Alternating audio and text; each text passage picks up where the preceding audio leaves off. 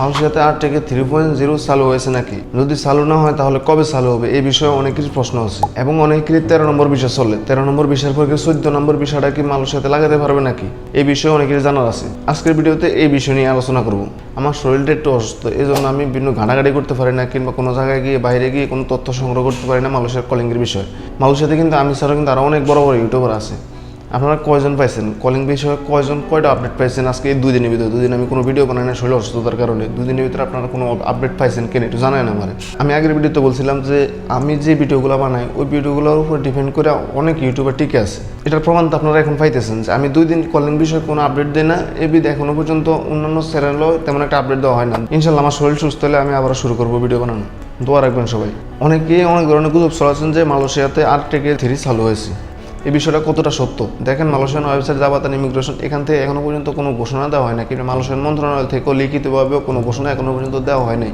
আমার যতটুকু তথ্য নেওয়া হয়েছে এর ভিতরে আমি কোনো জায়গায় শুনি না যে মালয়েশিয়াতে তাদের মন্ত্রণালয় থেকে এই বিষয়ে কোনো কথাবার্তা চলতেছে আরটিকে 3.0 নিয়ে। এখনো পর্যন্ত ওইরকম কোনো কথাবার্তা হয় না।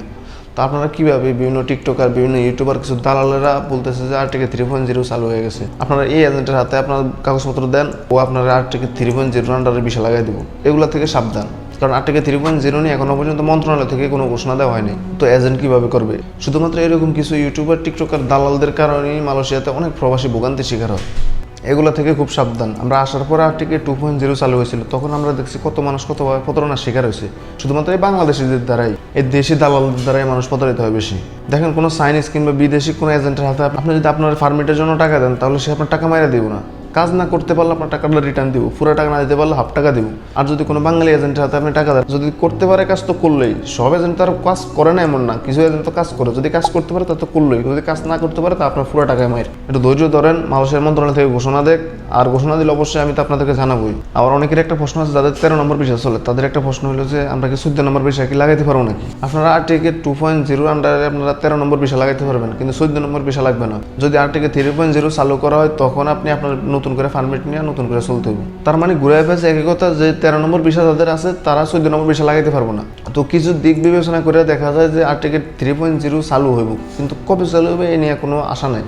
আমরা বিভিন্ন তথ্য থেকে জানতে পারছি যে হয়তো এই বছরের জুন কিংবা জুলাই মাসে আরটিকে 3.0 চালু হওয়ার একটা সম্ভাবনা আছে। জুলাই মাসের 5 তারিখের পর থেকে আরটিকে 3.0 চালু হওয়ার একটা সম্ভাবনা আছে। তবে এটা কোনো মন্ত্রণালয় থেকে কোনো ঘোষণা নেই, এটা আমরা বিভিন্ন সূত্রে জানলাম, কিন্তু এটা আসলে 100% শিওর দিয়ে বলা যায় না। অনেকেই বলতেছেন যে আরটিকে 3.0 ফেব্রুয়ারি মাস থেকে চালু হবে, এটা সম্পূর্ণ মিথ্যা। এটা হওয়ার কোনো চান্সই নেই, কারণ চায়না হারি শুরু হইতেছে সামনে কিছুদিনের মধ্যে। এই জানুয়ারি মাস পুরো মাসটা যাবো চায়না হারি নিয়েই, এবং কি ফেব্রুয়ারি মাসের প্রথম সপ্তাহে চায়না হারির ইফেক্টটা থাকবো। আর চাইনিজরা তাদের কর্মস্থলে যাইতে ফেব্রুয়ারি মাসের মাঝখানে হয়ে যাবে সময়।